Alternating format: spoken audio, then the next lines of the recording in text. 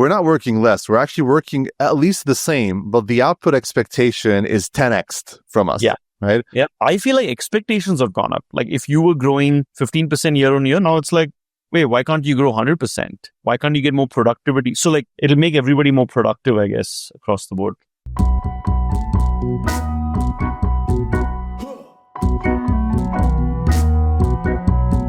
Welcome to another episode of the Organized Chaos podcast. Today, I am thrilled to welcome Anirudh Narayan, the co-founder and chief growth officer at Lyzr AI, a cutting-edge platform revolutionizing the way businesses leverage AI agents to automate workflows and scale operations. Ani brings a wealth of knowledge, not only as a founder, but as an industry thought leader. He's been featured as a top 10 thought leader on Agentic AI by Thinkers 360, and his articles highlight his forward-thinking insights into AI, growth marketing, and the evolving world of business operations. His work at Lyzr AI focuses on bridging the gap between emerging AI technologies and the practical needs of fast-growing enterprises, like building scalable AI agents that automate everything from marketing to HR. Today, we'll talk about Ani's entrepreneurial journey, the lessons he's learned from building multiple ventures, and his philosophies on leadership, scaling businesses, and the pivotal role of teams and HR. Get ready for an inspiring and insightful conversation with one of the foremost minds at the intersection of AI and growth strategy. Let's dive right in. Ani, welcome to the show. You're someone who I've been interested to talk to, given the space you're in, agentic AI and all the buzz around it. So before we dive into that meaty topic, why don't you kick things off by telling the listeners more about your personal journey as a founder and how you got to where you are today? Sure. I mean, first of all, thank you for having me. I think we did a little bit of pre-conversation before this, and I appreciated your clocks. I'm sure the listeners will also like your clock at the back. But I think a little bit about what I've been up to. I think the last 2-3 years, it's been about AI and agents primarily. Obviously, with ChatGPT coming out, I think the first thing that I did was I really started playing around with it and seeing how I can start optimizing a lot of the marketing and sales workflows. And then from there, I started something called Everything AI, which is like an AI tools marketplace, which is essentially the less technical version of Hugging Face today, with lots of AI tools. And then I also started teaching AI for founders. But then one of my friends from back, my first job after undergrad, started a company called Lyzr. And at that point, I was like, man, I'd love to partner with someone who's super technical. So I've been with Lyzr the last almost a year and a half, more than a year and a half. And the company is essentially 2 years old. But otherwise, outside of that, now I have a sales and marketing background. I was in the US for 5 years. I was in South America for a bit. I was actually with I don't know if you heard of Rocket Internet, but they did a lot of these e-commerce companies. So I was in Nigeria for a while as well. So I've worked in most countries, and working in the US was great. I thoroughly enjoyed it. And yeah, now back in Bangalore. But otherwise, been in tech the last 15, 16 years, predominantly. Sounds good. And yeah, you're someone also who's you've started many businesses before throughout your career. You're now part of a growing business, but you've started several businesses before. As someone who started multiple businesses, what are some of the key lessons that you've learned about building and scaling a business? And when you look in hindsight, is there anything you would have done differently based on, the experience you have right now? And kind of what is the advice you would give to founders who are, on the same path? I think a lot of first-time founders go about saying, hey, here's a personal problem that I'm dealing with, and then you end up building around it. And then you usually spend a lot of time building on product, and then or service, right? And then when you actually launch it, then you realize, okay, there's not much traction. Then you go out and try to build distribution. And I think over a period of time, especially with AI as well, distributions become harder, and then building products become easier. So my advice for most folks would be is like, start talking to customers and stop building in isolation. Sounds pretty cliche, but like especially with AI, like you got to figure a way to almost be talking to them on a weekly basis, because they might be like, oh, for me, privacy is important. Oh, for me, this specific model is important. Or, oh, this new competitor's come in. How are you different? So like, you have to constantly keep iterating on what you offer. So cycles of change have obviously become a lot faster. But it also helps for entrepreneurs to go after businesses that are super boring, not much competition, highly regulated. If you can figure that out and enter, then it's also a good space to be. Like, not everybody needs to get into AI. it just seems like it's like, when the whole blockchain movement happened, everybody wanted to launch an NFT. And then like object syndrome. Yeah, exactly. So I think right now, also, I think AI is a way to finally solve a specific use case or optimize on productivity, essentially, I think. And you don't have to apply AI on anything that you launch. So that's kind of becoming like a thing lately, that everyone's forcing you to be like, oh, do you have to be agentic? Like, even when we essentially offered like AI workflows and AI infrastructure to build agents, but finally they care about, hey, is the output super accurate based on what I'm building? Yeah, no, that's a good point. I mean, I think over the past couple of years, and given I interface with a lot of companies and a lot of founders and HR folks, it's as if, and I love the point you made, is a lot of people are being pushed to throw AI at everything and see what sticks. And some of it seems random, some of it sometimes seems out of place. Even to your point, there's a lot of things around privacy concerns, the use, the accuracy of data and other things. Having said that, and given that, you run a company that pretty much offers, agentic AI type services and so forth, where do you see the opportunities that, businesses today have in deploying AI effectively versus where are some areas that people should really stay away from with AI right now based on what you're seeing and given you're in the space? Great question. I think, there's an application of AI in everything. I think the way to think about AI is like everyone's trying to go online, but rather everyone's trying to go online in the late 90s. Like, there is merit for you to go online because it gives you distribution. And I think AI gives you productivity. AI gives you can get more done as a smaller team. There's a lot more automation that you could do for sure. But I think a good framework to think about is what's the combination of AI plus human in every workflow that you want to use. Right. And it could be like a 70-30, it could be a 90-10. And a lot of the use cases now that we end up getting initially was around sales, a lot, and customer support, right? Like anything that's repetitive, can an AI kind of do that piece? So use cases wise, a lot of outbound is being automated by AI, but that doesn't necessarily mean like you have to do outbound. Like outbound's also getting super competitive.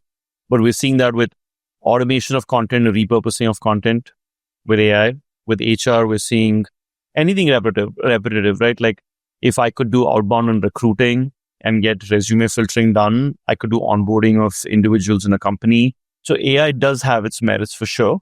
I would say 70% of our use cases today is on sales and marketing, primarily. Oh yeah, that's interesting. I can attest to that. The amount of, and to your point, you mentioned something earlier, is when you're doing AI, it also has to be good, right? It needs to be viable for the use case you're using it in.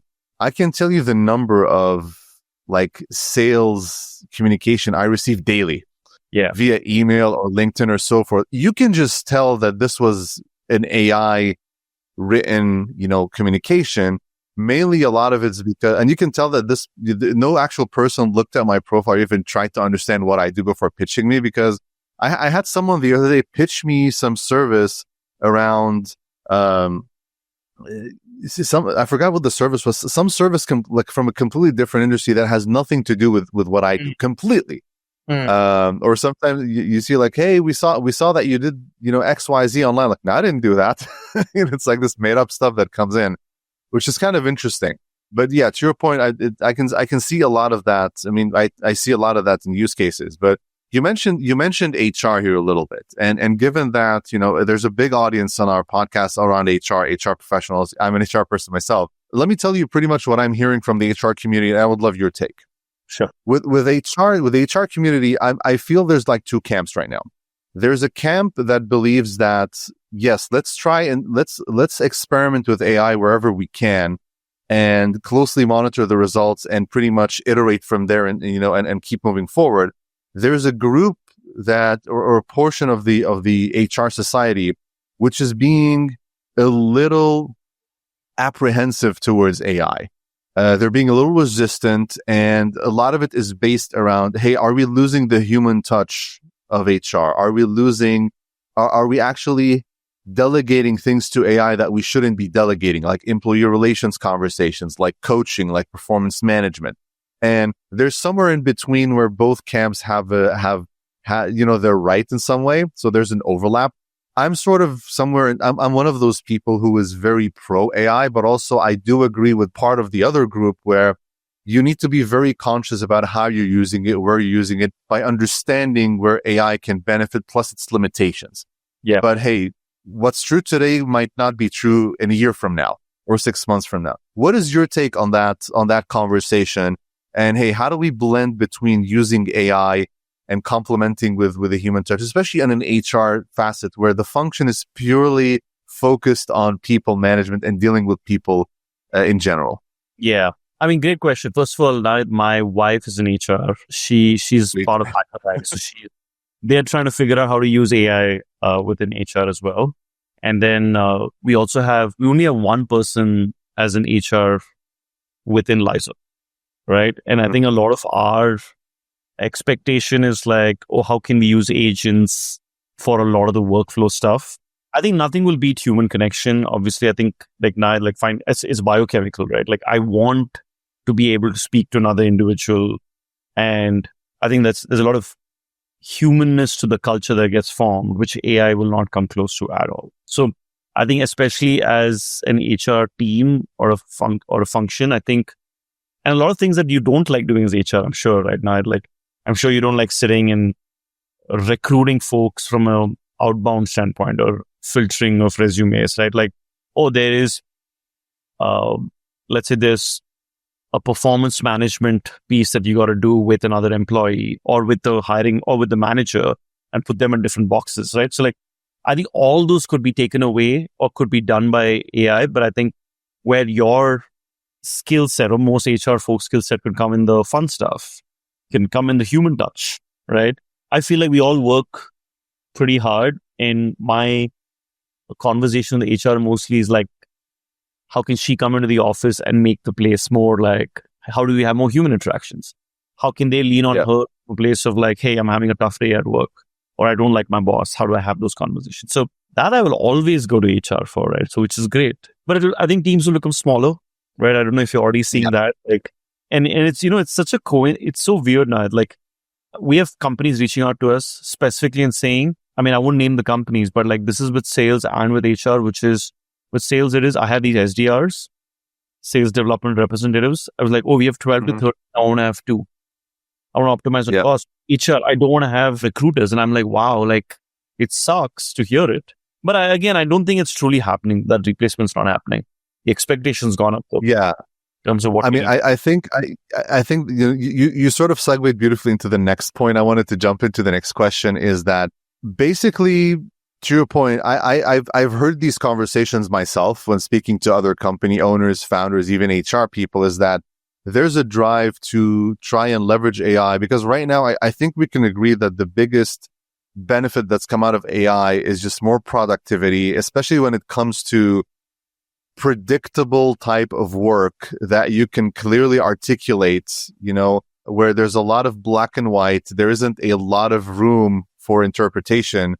Especially when you're talking about, sales, customer success, customer service, where you kind of can draw some boundaries for an AI model in terms of, hey, this is the knowledge base. These are some of the questions that might come in and go from there. And I can see how that could be a big productivity boost and really reducing headcount in some cases. But I'm starting to think, and you probably alluded to this a little bit, is that we're probably being a little over ambitious early on in to what extent is there potential displacement and replacement of talent.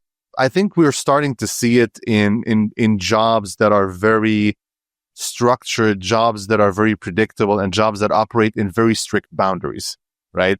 You know what's also thing? Sorry to interject, Nayat. I think what's you're good. Yeah, a lot of people are, let's say the big 4 or the big 5, they're laying off people, and I don't know whether using AI as a pretext or a pretext to say, hey, we're cutting. Some of them are.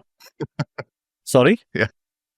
Some of them are. They're being vocal about it. It's like, hey, we're deploying finances in AI. We're going to be laying off people soon. In 5-6 years, our headcount's going to be reduced by X percentage. They're very vocal about it. So yeah, right. I mean, you're right. They're vocal about it, but I feel like if you look at the trends of the number of people that they laid off even before AI, I feel like it's almost like a 3 to 5%. It's a good PR move for me to blame AI because it seems like, oh, I'm having productivity gains. But actually, maybe the department just had to be culled off, right? Or they were low performers and they didn't want to speak about it. So I think that's one part which people are not talking about. Like, I think Klarna came out and said, oh, we're cutting like 30% of our workforce and we're replacing it with AI. And then now they're like, oh, we're hiring 700 people back because it needs to be more human interactions. So I feel like expectations have gone up. Like if you were growing 15% year on year, now it's like, wait, why can't you grow 100%? Why can't you get more productivity? So like, this is the crazy part, right? Like now you're still going to work 10, 12 hours a day, but it's like, dude, now give me, instead of writing like 4 articles a month, now I need like 40. So I think that's which is, I think, a little unfortunate, but it'll make everybody more productive, I guess, across the board. So to follow up on that one, because I think that's a beautiful point, is that, it's probably going to come to a point sooner rather than later where we're not working less. We're actually working at least the same, but the output expectation is 10x from us. Yeah. Right? Yeah. Do you see that being sustainable moving forward? And do you think that AI, it's going to get to a point where right now there's a lot of use cases like content repurposing and sales and all that you mentioned, where it can actually help you pump out that much productivity. I use some AI tools myself, and there's things that I do today that I couldn't have done 2 years ago with the time I do them and the amount of people that help me. So how do you see this playing out? Do you see it to a point where AI is probably going to go to a place where it becomes this, superpower for us in terms of, hey, we're still working the same amount of time, maybe a little less people with some redundant jobs, but overall we're just going to see a sort of spike in productivity over time? Yeah. No, great question. And if you look at humans in general, I think I was seeing some graph of like, we used to be in the 1700s, we used to be like $100 billion world economy, and now we're like $100 trillion world economy. And with every cycle, the delta between the economic difference just went up, right? And if you truly look at humans, we are, I feel like the world, which is the tools, finance, AI, it's all an amplification of our behaviors across the board, right?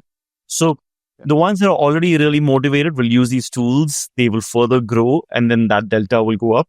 Our brains, however, are not growing or not evolving in the same speed, though. They're not evolving in the same delta of, that means I'm going to use my rational brain 10x more. Well, it's just maybe switching on a little bit. So I think the scary part is we have infinite, if you don't put regulations and guardrails around anything, around taxes, around money, around healthcare, or let's say you don't put universal basic income in place, I feel like the delta of it will just go up so much. Like, it's very possible there's an apocalypse kind of situation where people will be like, hey, everything's gone so expensive. And there'll be certain pockets in the world where it's so heavily invested in tech that others can't live there, which is already happening, right? So I worry in that sense. Like, who's bringing in that regulation, right? Can I if I can digress a little bit, Nahid, like in India right now has a massive middle class that's growing. Okay. And as the middle class is growing, we're not putting any regulation on what you can buy. If you look at Bangalore, we have a big traffic problem in terms of infra is not in place, but everybody can buy as many cars as they want.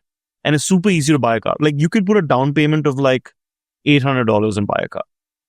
So it's like, if I don't put those guardrails, I would just keep expanding my base, right?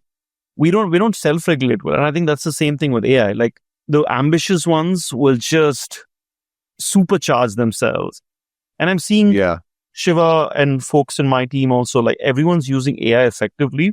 And when I speak to some folks that are not using it, I find it almost like, hey, why aren't you? Like, in my mind, it seems like it's status quo because everyone in the company is exactly. So I think that's scary. No, that's a very good point. I mean, the regulation is important to make sure that, that everyone's on even playing field, but also, the longevity and sustainability of anything we're doing. Something you mentioned, which I would sort of want to comment on a little bit, which I completely agree with, is you said something about, humans, we don't evolve at the same scale as our technology and the tools that we have. there's something that I say a lot on our podcast and other places is I don't think humans scale very well. Humans don't scale well, right? Yeah. As human beings, we can't scale. But we have the ability to create a support system around us that actually helps us deliver much more. Where I see AI going from an HR standpoint, and given my, the work I do with a lot of companies, is I see over time that AI is going to get good to the point where you can hand it a lot of day-to-day work that you used to do as a human, but humans are going to probably have an opportunity in the future to focus specifically on what humans do best: creative type work, big thinking, right? Strategizing and so forth. Whereas I've read a lot of studies, and even when from personal experiences and working with folks, if you look at the amount of time human beings spend actually doing cognitive heavy work on a daily basis versus redundant routine type work, there's a big gap between the day-to-day, grind and the time you spend actually using your human capability and human brain power to actually come up with new ideas, products, and services. So yeah, I kind of see that's kind of where we're going to go at some point. There's some people who think we're gonna get to the Skynet and Terminator kind of situation, but that's kind of where I think we're probably going to be netting out. I would say in a couple of years from now. As someone who's in the AI space, does that sound reasonable, or am I kind of pie in the sky right now? I think the Skynet situation, I think that seems unlikely for a while. Maybe our digital versions are floating around, but I hope that I'm not alive when the whole Skynet thing happens. But I would say we should at least be optimistic for the next 10, 15 years, if used right. Like this, the fact that I was talking to one of my colleagues today, and I was like, man, see how far we have come in the last 2 years. Like the fact that we're so, like any brainstorming, the first thing that you do is you use AI, right? Like writing an article, insights on analytics, to full strategies, to automation, to you name it, right? So I think we should be very optimistic about, I think, what to expect over the next 8 to 10 years. I think what will also happen over period time, like I think countries will start moving away from each other in terms of productivity as well. Some countries are... What do you mean by that?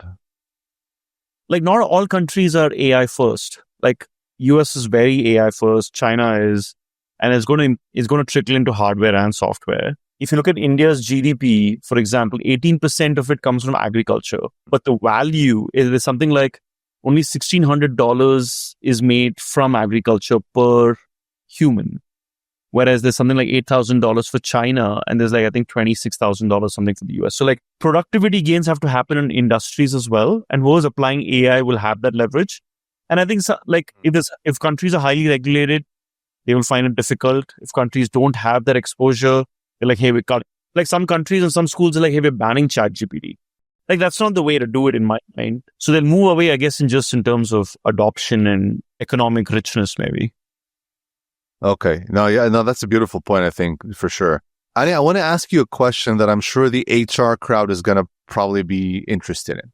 Yeah. So if you have a business owner or as a founder or, any person in business who wants to hire right now, I'm hearing a lot that there's a conversation, hey, can AI do this? It's like, it's become sort of a situation where prove to me that AI cannot do this so we can hire a human for it. Do you have any guidelines for any person out there who's trying to hire on when should you think this is a human's job versus this is a job that AI can do?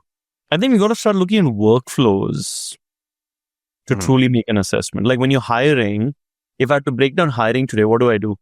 I will most probably create a job on AngelList or LinkedIn or one of these massive platforms.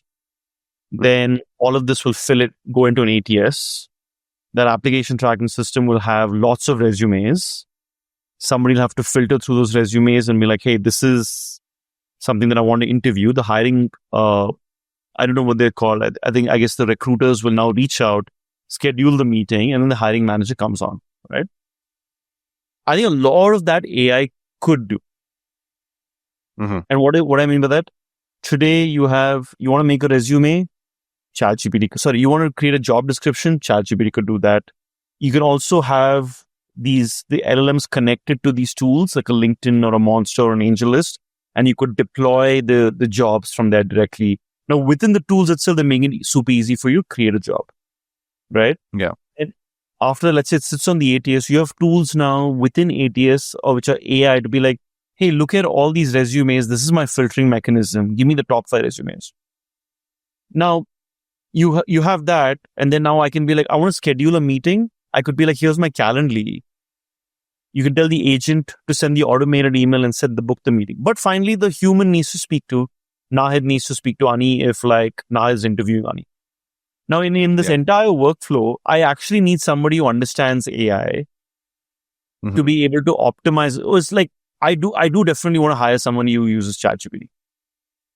Right? So the skill will actually become now is like, oh, do you understand how to apply AI in this workflow? And then the last mile, I think all of it humans should do. Like I do want Nahid to me, and like, because that's not just the fact that it's personal. Like you will see nuances that I think no AI will see, right? Yeah, no, I think that's a good point. So I'm going to take what you said and sort of apply it into like an example of hiring a recruiter, right? So let's say if my company traditionally has people who only screen resumes, write job descriptions, and do that initial filtering, right? Potentially, maybe that's something, if that's all they do, potentially that's something that AI can really replace, right? Now, if my recruiter actually is doing that whole workflow from creating the job description to reviewing the resumes to scheduling the interviews to actually having the interview and then making a decision, then that last mile you talked about, which is the interviewing, the decision making and so forth, let's reserve that to the human, and everything else we can leverage AI for. That's kind of what you're saying here, right? Yeah. Even actually, even the interviewing, like usually today, if you lots of resumes and you're like, hey, can you do an assignment? Or can you record a video of yourself? That whole interaction, you could also have an AI avatar of Nahid speaking and being like, hey, dude, can you tell me a little bit about yourself? Which might seem impersonal, but the hygiene stuff could be done. Yeah. So no, I think that's, and there's a lot of tools which are doing that today. I haven't personally tried any of them yet. But I am super interested because I don't know if you've heard of, if you've tried before. This was like probably more than 7-8 years ago. There was a lot of video interviewing platforms that came out that were trying to evaluate sentiment analysis and trying to sort of give you feedback and recommendations based on how they interpreted things like body language, voice tone, and all that kind of thing. They weren't super great at the time. There was a lot of hit and miss. It wasn't really ideal. And some of them really died off quickly. I'm super interested to see how these new things with AI do this. Yeah. I don't know. There are companies, I think I'm forgetting the name, maybe Metal, but there were like a lot of assessment companies that came about, which is measured your technical skills as well as your intangibles, or like your life skills, if you want to call it. And they were adaptive in nature, right? Based on how you would answer. And so they've gotten better. But I think with AI now, it can be like, you could create assessments on the fly, right? It could, I'm just thinking like, you could also be like, hey, these are the skills I want to measure, or based on that, create the assessment. And you can have an agent in some states have that conversation. So, yeah. I mean, again, it's coming down to that A plus A dash equal to 1. Like maybe it's 30% AI, 70% human. But in this scenario, what you mentioned could be like 75% AI and then 25% human is the last one. No, yeah, I agree. One last comment I will make on this point is that I also think, from my perspective, especially when you're dealing with in the HR space and you're dealing with information which is, personally identifiable, sensitive information, things like assessments and scores and all that, there's a lot of sensitivity around. There's even regulations around them on what you can do and don't do with them. HR people, and even like people who are not in HR, if some founder decides, or a hiring manager, hey, I want to use an AI model to sort of build an assessment and run it, you might be stepping on some compliance red flags if you don't know what you're doing. But also because something which I found with AI models are doing better now, like ChatGPT and others, is they make a very good point to highlight for you which sources they got the information from. And there's always this disclaimer like, hey, double check our work. It could be wrong. This isn't gospel here, right? So I think I've seen a lot of people actually ignore those, ignore those disclaimers, right? Like, hey, let me just toss it there. They copy paste or they just do this. I've seen it in companies I work in. I've seen it in companies I've consulted for, which can get companies in trouble if they're not careful. So yeah, definitely. I think, I can't remember the the last day when I did not use AI for any kind of work. and that's saying something, right? Yeah. That's the biggest, I guess, what's the word I'm looking for? Maybe gall for like enterprise, which is like, they just care about no hallucination. It needs to be safe and responsible. There's no data leakage, like no toxicity. Like all these guardrails is what I think. That's why maybe enterprise is a little more like cautious to say, I'm going to use ChatGPT. Or if it's an enterprise account, I will not use my personal. I will not pay $20 and use my email address from an enterprise to use it, but I'll use an enterprise account. So now that OpenAI and ChatGPT sits privately in my cloud. So like, I think stuff like that is becoming maybe more relevant with larger companies. But yeah, you hit the nail on the head. No, that makes a lot of sense. So, I mean, to close things out, I mean, this is actually a great conversation. No, I wish we could go on for hours, right? But I mean, it is what it is, right? But what is some final advice you would give to founders, business leaders who are thinking of how do they scale their business, but they're kind of stuck? And especially today with AI, a lot of people are focused on AI. From your point of view, where can AI help you in scaling versus where are you maybe over-indexing and you need to look in other places? So what are your thoughts on, hey, how do I use AI to scale as a founder and go from there? I think today it's a lot about getting stuff done. I feel like there's no excuse anymore to say, I don't have the skill set to get it done. Like, for example, if you want to build a prototype today, like you and I could build a prototype using a Lovable or a Bolt, and we could do it in 15 minutes. Like, it's crazy, right? Like repurposing this podcast. Like, I don't have to wait to get a freelancer. I could put it in a tool. So I think people should just have this mind. I know a lot of people who start overthinking things now also, and then that's leading to inaction. Oh, should I do this? Should I do that? I mean, just do it. Like, it's like, assume, like, it's almost like, I think Jerry Seinfeld had this interesting thing. He's like, no matter what, he would have these tally marks saying, I will go, like, I will make jokes and I will actually go do a stand-up every day for like 30 days straight. Right. So like, I think it's from that angle, maybe it's important to get things done. But if I had to give you the larger perspective in terms of AI, I think for us, it's important to start going vertical. So start, like, for example, if you're solving a use case, it may not make sense for you to solve an HR use case as just functional, but like, could you solve HR use case specifically for banking? Could you solve, let's say, just like, because what companies are looking for is you can go a lot deeper with a specific vertical. Like, you will see a lot of, let's take us, right? We will give you a pre-built automated template for hiring. But now they'll be like, dude, I understand the tooling in banks. I understand, hey, this is the kind of data that they care about. This is what the infra and the team looks like. So I will build something which is more customized for a specific vertical. So I would say like most AI companies should be thinking vertical, because it's also the big folks are like steamrolling a lot of the horizontal plays. Like, you want to build an AI infrastructure company, man, or you want to build a front end, like for example, a Lovable Plus or a Bolt. I keep bringing that example because they're already at 50 mil ARR. Google will come up with something, I guarantee you, in like no time. OpenAI has already wipe them out in 6 months. Yeah. So I think for us it's almost like a bulldozer coming through, and you just want to, they're coming in one direction, but you want to be, I guess, perpendicular to them. So maybe that's the other advice. And I think the best case scenario is you learn a lot and you're successful. I think worst case scenario is you don't end up having a successful startup, but I think people should still get into the space. They should still get their hands dirty. Yeah, and I think that's amazing advice. Also, something that this is like a personal observation, which I think is just logical. It's not like I had an epiphany or something. But I mean, the cost of doing business and actually experimenting with a startup and an idea has really fallen off right now with AI, right? Because I mean, you gave some good examples. Like, I mean, this podcast is a good example.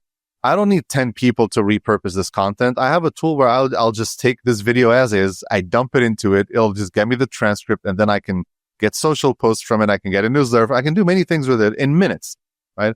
Previously, if you looked 5 years ago, this was like an episode could probably cost you $1,000 to get, published. Right now, it's peanuts when you look at it, right?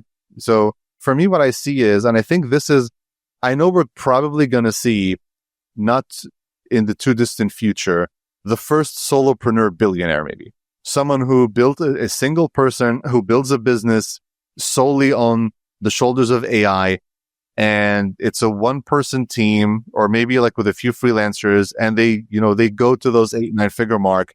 I think this is becoming a possibility given how easy it is to enter and do business right now. And it's just low cost. It's your point. There's no excuse for not doing it. I mean, and the cost of experimentation and failing is low now. So it's going to happen more. I'm with you 100%. And I think like for people like you also, you're doing the right thing in terms of building distribution, because that will be harder for you to mimic, right? If Rahid 2-3 years from now has got a solid distribution of an audience that's willing to pay, you can plug in any product. So I think that's what our focus should be. Man, like we're in 2025, by the time it's 2028, 2029, we are good. Like we could funnel any product, which is for our audience, obviously. So you're doing the right thing, I guess, in terms of direction you're headed.